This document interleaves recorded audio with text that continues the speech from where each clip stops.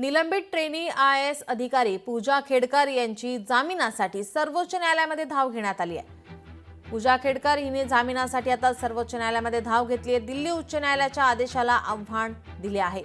या संदर्भात आता सुप्रीम कोर्टात न्यायालयामध्ये सुनावणी होणार आहे। अटकपूर्व जामीन अर्ज याआधी फेटाळला होता, त्यानंतर आता सर्वोच्च न्यायालयामध्ये धाव घेण्यात आली आहे। न्यायमूर्ती BV नागरथना आणि न्यायमूर्ती सतीश शर्मा यांच्या खंडपीठासमोर या प्रकरणाची सुनावणी होणार आहे। दिल्ली उच्च न्यायालयाने पूजा खेडकरचा यापूर्वी अटकपूर्व जामीन अर्ज फेटाळला होता, त्याला आव्हान आता देण्यात येते। जामिनासाठी पूजा खेडकर हिने सर्वोच्च न्यायालयात धाव घेतली आहे। आपल्या प्रतिनिधी मीनाक्षी मात्रे आपल्यासोबत फोन लाईनवरून जोडल्यात। मीनाक्षी, काय अधिकची माहिती? निश्चितच आपण पाहतोय की डिसेंबरमध्ये तिची याचिका जी आहे ती फेटाळून लावताना उच्च न्यायालयाने त्यावेळी असं म्हटलं होतं की तिच्यावरील आरोप जे आहेत ज्यात खोटारडेपणा आणि फसवणूक समाविष्ट आहे, हे ज्यावेळी संपूर्ण देशाविरोधात प्राधिकरणाविरोधात जे संपूर्णतः फसवणुकीच्या उद्देशाने हे उदाहरण देण्यात आलं होतं।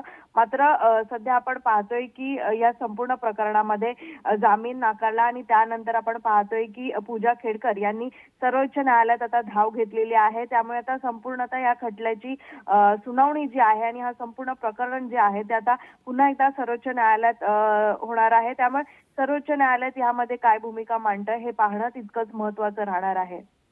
मीनाक्षी, आता आपण पाहतोय सर्वोच्च न्यायालयामध्ये धाव घेतलेली आहे।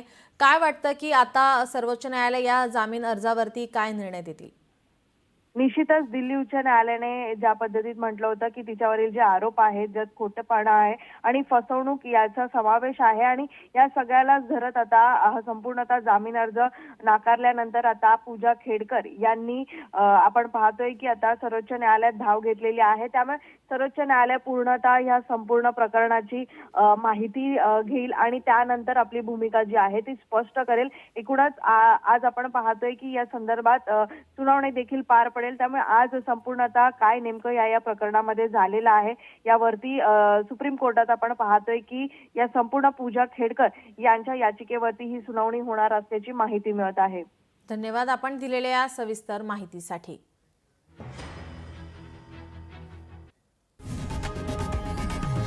लोकशाही मराठी ऐका, पहा, जागरूक रहा।